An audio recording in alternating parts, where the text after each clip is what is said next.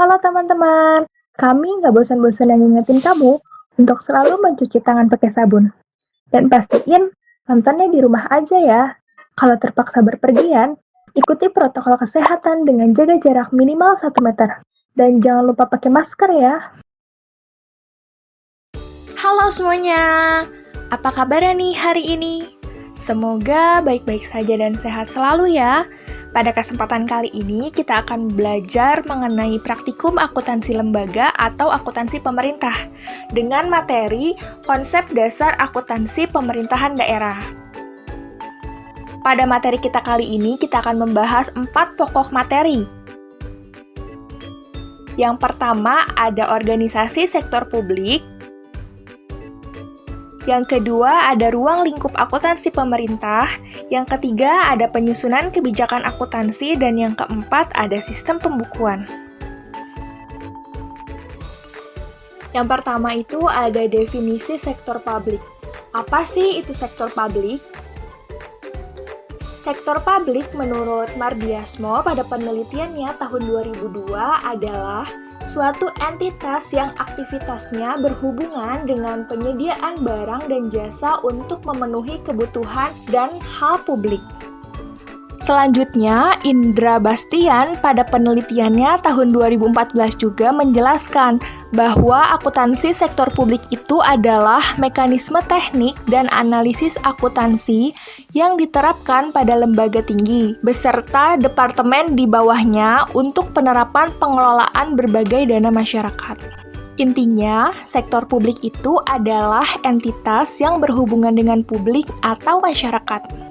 Selain ada sektor publik, ternyata ada juga sektor swasta. Apa sih persamaan antara sektor publik dan juga sektor swasta? Terdapat 5 persamaan antara sektor publik dan juga sektor swasta. Yang pertama, bagian dari sistem ekonomi negara. Jadi, sektor publik dan sektor swasta itu adalah suatu bagian integral dari sistem ekonomi di suatu negara. Dan sektor publik dan juga sektor swasta ini menggunakan sumber daya yang sama untuk mencapai tujuan organisasi. Yang kedua, ada memiliki masalah yang sama, yaitu kelangkaan sumber daya alam. Karena mengalami masalah kelangkaan, sektor publik dan juga sektor swasta itu harus mencari cara nih bagaimana cara mengatasi kelangkaan dengan cara menggunakan sumber daya organisasi secara efektif, efisien, dan juga ekonomis. Yang ketiga, ada pola pengendalian manajemen keuangan. Jadi maksudnya di sini itu, sektor publik dan juga sektor swasta itu memerlukan informasi yang andal dan relevan untuk melaksanakan fungsi manajemennya, yaitu seperti perencanaan, pengorganisasian, pengendalian, sampai evaluasi. Yang keempat, ada menghasilkan produk yang sama. Maksudnya di sini adalah sektor publik dan juga sektor swasta itu sama-sama bergerak pada bidang yang sama, bisa dalam bidang transportasi, pendidikan, kesehatan, penyediaan energi, dan lainnya. Dan yang terakhir adalah sektor publik dan sektor swasta itu pastinya diatur oleh perundang-undangan dan juga ketentuan hukum yang berlaku. Itulah persamaan antara sektor publik dan juga sektor swasta. Lalu, apakah ada perbedaan antara sektor publik dan juga sektor swasta? Pastinya ada dong. Kita next ke materi berikutnya, yaitu perbedaan sektor publik dan juga sektor swasta. Nah, di sini ada tabel perbedaan antara sektor publik dan juga sektor swasta. Terdapat 6 perbedaan, yaitu pada tujuan organisasi, sumber pendanaan, pertanggungjawaban, struktur organisasi, karakteristik anggaran, dan juga sistem akuntansi. Yang pertama, tujuan dari organisasi. Sektor publik itu adalah non-profit motif, artinya sektor publik itu tidak mengharapkan imbalan, sedangkan sektor swasta itu mengharapkan imbalan atau profit. Lalu pada sumber pendanaan sektor publik itu berasal dari pajak, retribusi, utang, obligasi pemerintah, laba BUMN atau BUMD, penjualan aset negara, dan lain sebagainya. Sedangkan untuk sektor swasta itu pembiayaan bersumber dari modal sendiri, dari laba ditahan, penjualan aset, pembiayaan eksternal, utang bank, obligasi, dan juga penerbitan saham. Lalu bentuk pertanggungjawabannya. Nah, karena sumber pendanaannya itu berasal dari masyarakat, selanjutnya pertanggungjawaban. Berdasarkan sumber pendanaannya, sektor publik itu kan berasal dari pajak, retribusi, yang mana itu merupakan sumber dari masyarakat. Maka sektor publik itu harus mempertanggungjawabkan kembali kepada masyarakat dan juga parlemen. Sedangkan sektor swasta itu berasal dari saham, obligasi, maka sektor swasta itu harus mempertanggungjawabkannya kepada pemegang saham atau kreditor. Selanjutnya ada struktur organisasi.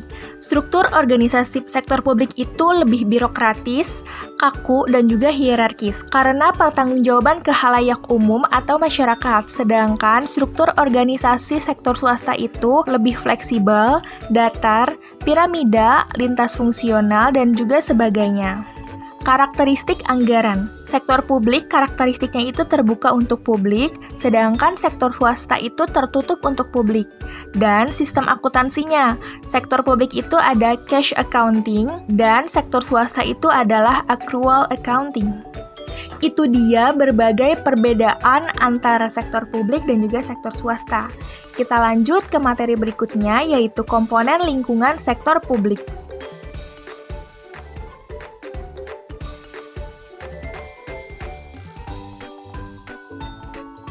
Di sini terdapat 4 komponen atau 4 faktor yang mempengaruhi sektor publik.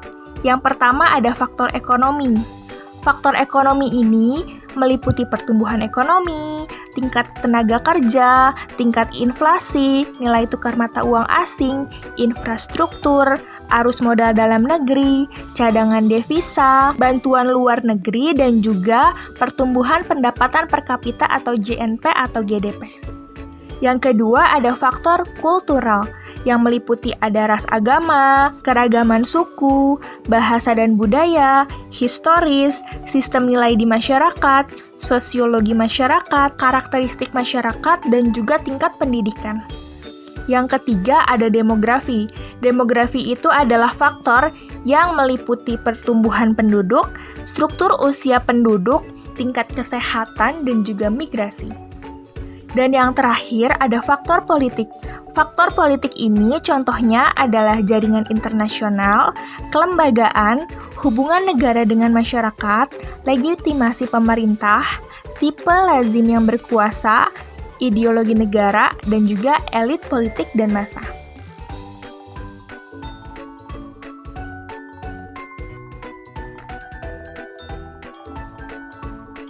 Akuntansi pemerintah. Menurut Abdul Halim pada penelitiannya tahun 2002, akuntansi pemerintah itu adalah sebuah kegiatan dalam rangka menyediakan informasi kuantitatif yang bersifat keuangan dan entitas pemerintah yang menjadi pengambilan keputusan ekonomi yang dari beberapa pihak yang memiliki kepentingan atas dasar alternatif arah tindakan. Selanjutnya ada struktur pemerintah daerah. Yang pertama ada pemisahan kekuasaan. Pemisahan kekuasaan di sini itu ada pihak eksekutif dan juga pihak legislatif.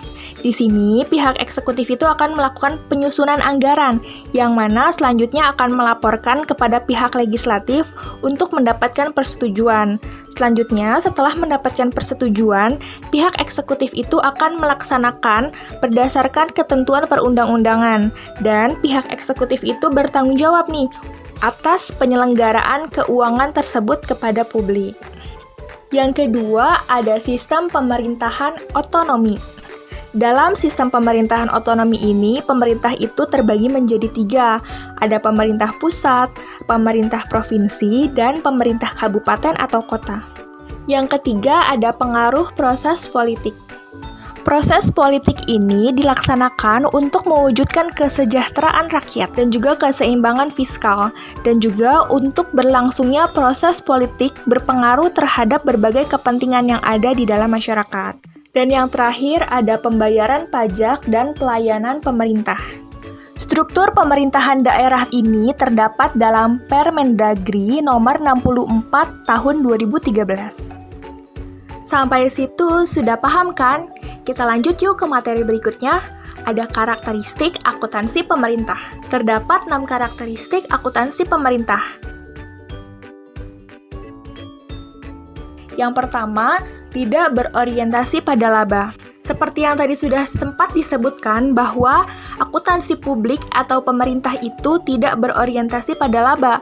Oleh karena itu, dalam akuntansi pemerintahan tidak ada laporan laba rugi atau income statement dan treatment akuntansi yang berkaitan dengannya.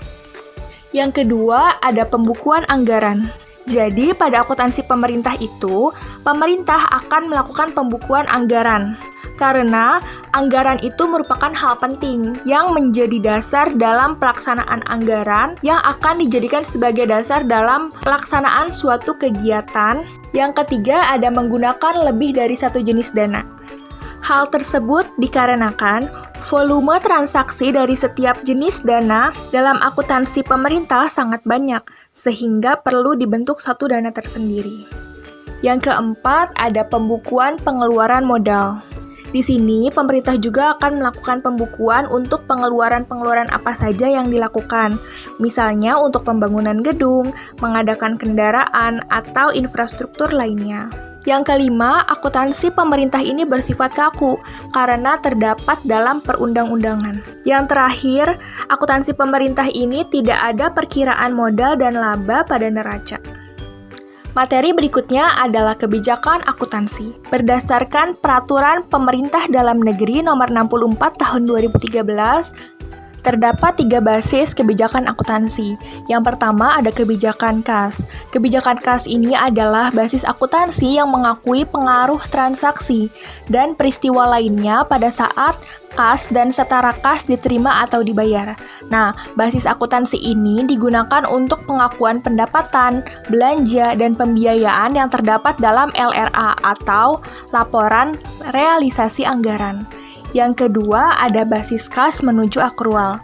Adalah suatu basis akuntansi yang mengakui pendapatan, belanja, dan pembiayaan berbasis kas, serta mengakui aset, utang, dan ekuitas dana yang berbasis akrual. Yang terakhir adalah basis akrual.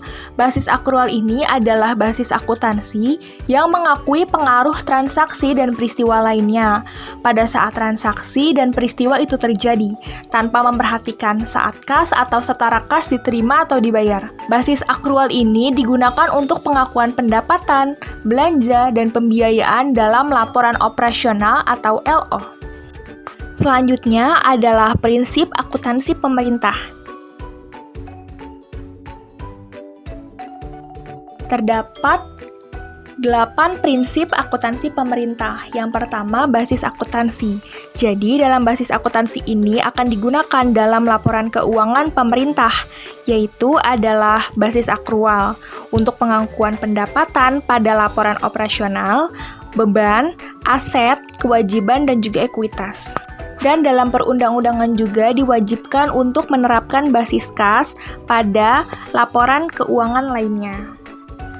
Yang kedua, ada prinsip nilai historis atau historical cost. Nah, di sini kewajiban akan dicatat sebesar jumlah kas atau setara kas yang diharapkan akan dibayar untuk memenuhi kewajiban tersebut di masa yang akan datang. Sedangkan untuk aset akan dicatat sebesar pengeluaran kas dan setara kas yang dibayar atau sebesar nilai wajar dari imbalan untuk memperoleh aset tersebut pada saat waktu perolehan. Yang ketiga, ada prinsip realisasi atau realization. Realisasi akuntansi pemerintah itu artinya adalah pendapatan yang tersedia dan telah diotorisasikan melalui anggaran pemerintah pada suatu tahun fiskal akan direalisasikan untuk membayar utang dan juga belanja pada periode tersebut. Selanjutnya ada prinsip substansi mengungguli bentuk formal atau substance over form. Prinsip ini maksudnya adalah menyajikan dengan wajar transaksi dan peristiwa lain yang seharusnya disajikan, jadi tidak dibuat-buat. Jadi, setiap transaksi itu harus dicatat dan disajikan sesuai dengan peristiwa yang ada dan realitas ekonomi. Selanjutnya, ada prinsip periodisitas atau periodicity. Periode yang biasa digunakan adalah periode tahunan. Jadi, dalam kegiatan pelaporan keuangan itu harus dibagi menjadi berbagai periode pelaporan, sehingga kinerja suatu entitas itu dapat terukur, baik dalam mengukur kinerja dan juga sumber daya alam atau sumber daya yang digunakan atau yang tersisa. Yang keenam, ada prinsip konsistensi. Perlakuan akuntansi yang sama diterapkan pada kejadian yang serupa dari periode ke periode oleh suatu entitas pelaporan. Metode akuntansi yang dipakai dapat diubah dengan syarat bahwa metode yang baru diterapkan mampu memberikan informasi yang lebih baik dibandingkan sebelumnya. Pengaruh atas perubahan metode itu akan diungkapkan dalam CALK atau catatan atas laporan keuangan. Lalu ada prinsip pengungkapan lengkap atau full disclosure. Nah, laporan keuangan di sini itu harus disajikan secara lengkap informasi yang dibutuhkan oleh pengguna ataupun masyarakat, yaitu laporan keuangan yang dapat ditempatkan pada lembar muka, laporan keuangan atas catatan, laporan keuangan atau CALK. Yang terakhir ada prinsip penyajian wajar atau fair presentation. Laporan keuangan menyajikan dengan wajar laporan realisasi anggaran, neraca, laporan arus kas, dan CALK atau catatan atas laporan keuangan. Selanjutnya ada asumsi dasar akuntansi pemerintah.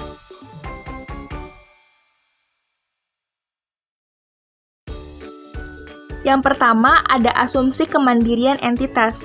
Artinya, setiap entitas itu merupakan unit yang mandiri dan memiliki kewajiban untuk menyajikan laporan keuangan, sehingga tidak terjadi kekacauan antar unit yang satu dengan yang lainnya dalam pelaporan keuangan. Yang kedua adalah asumsi kesinambungan entitas. Laporan keuangan ini disusun dengan asumsi bahwa entitas pelaporan akan berlanjut keberadaannya. Nah, dengan demikian, pemerintah diasumsikan tidak bermaksud untuk melakukan likuiditas atas entitas pelaporan dalam jangka pendek. Dan asumsi yang ketiga adalah asumsi keterukuran dalam satuan mata uang. Laporan keuangan entitas harus menyajikan setiap kegiatan yang diasumsikan dapat dinilai dengan satuan uang. Kenapa? Karena hal ini itu diperlukan agar memungkinkan dilakukannya entitas atau pengukuran dalam akuntansi. Materi berikutnya ada karakteristik kualitatif laporan keuangan. Terdapat 4 karakteristik.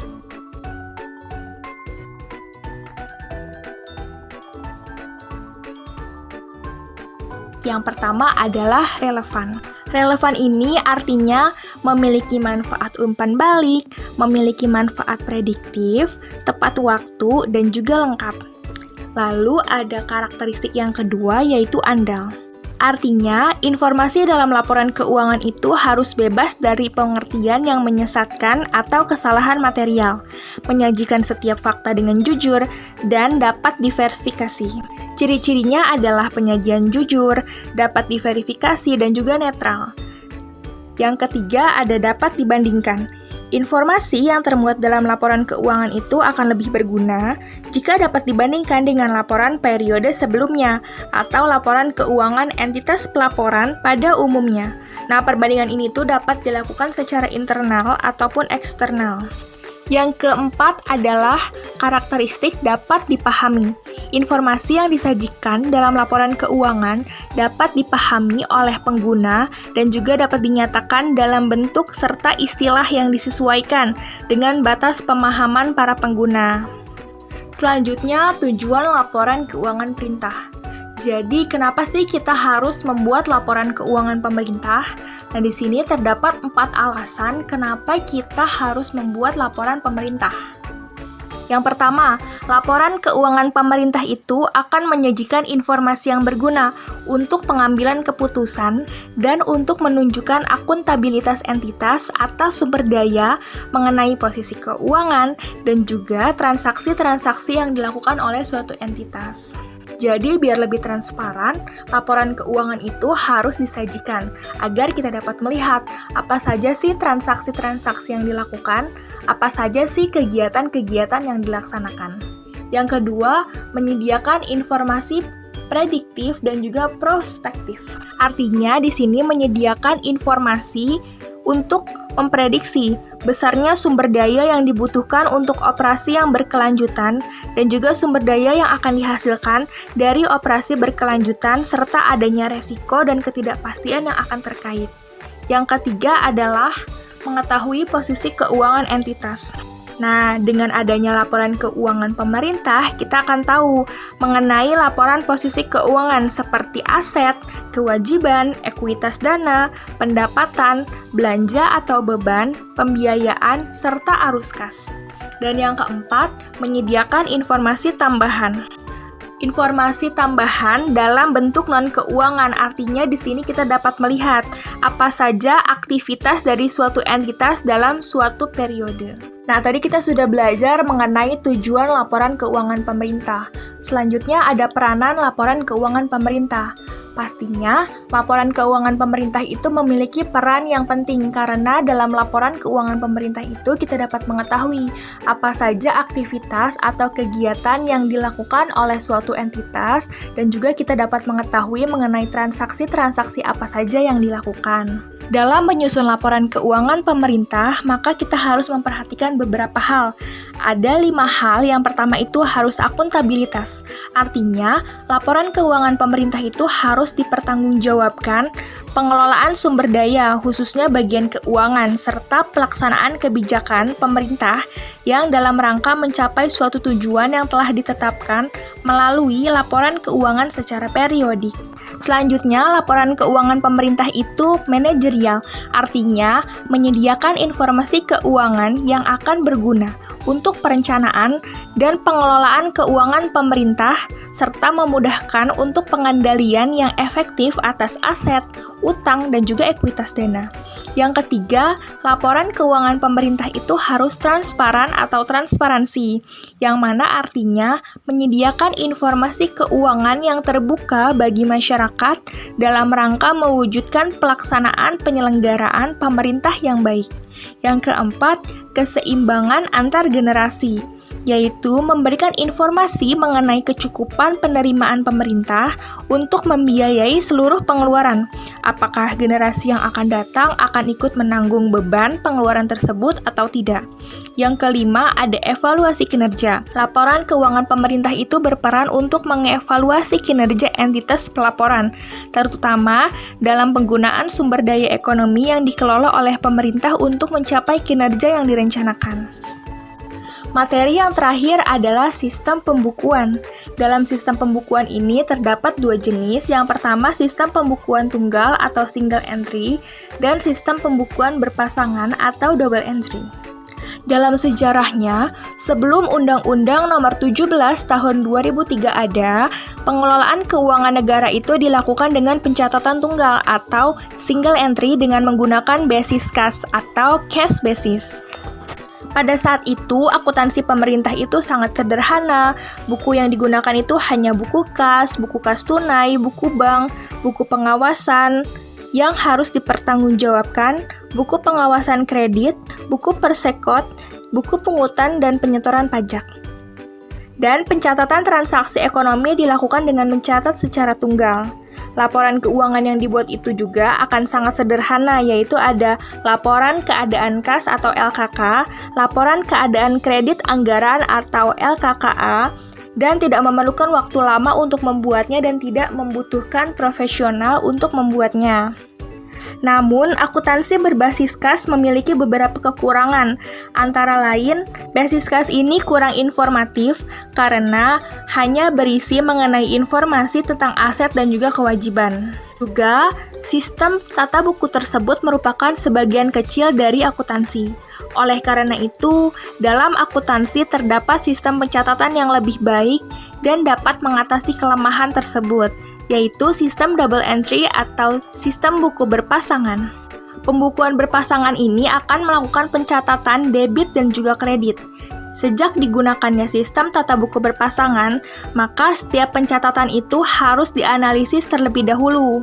Jadi harus rasional antara debit dan juga kredit. Sistem ini itu akan dijadikan sebagai pembuktian keakuratan jumlah yang dicatat. Maka ketika pencatatan dilakukan dengan benar, posisi debit dan juga kredit akan sama atau balance. Materi kita kali ini akan diakhiri dari quotes Gloria.